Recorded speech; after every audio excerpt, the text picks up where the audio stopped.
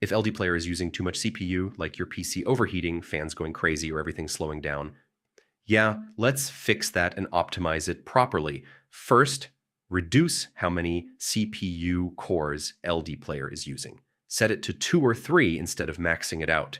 High FPS means higher CPU usage. Lower it to around 30 or 40 for better stability. Next, reduce display load, lower resolution, and DPI to reduce CPU strain. Try a different graphics engine, switch between them, and pick the one that uses less CPU. Virtualization improves efficiency. Enable Intel VT-X or AMD-V for better performance. Free up CPU usage from other apps. Close browsers and unnecessary software. Reduce background load. Disable apps you don't need running all the time. Keep everything updated. New updates often fix performance issues. Heavy games push CPU usage higher. Lower in-game graphics or use lighter versions.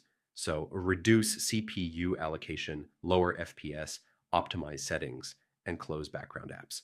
That's how you fix high CPU usage in LDPlayer and keep your system running smoothly.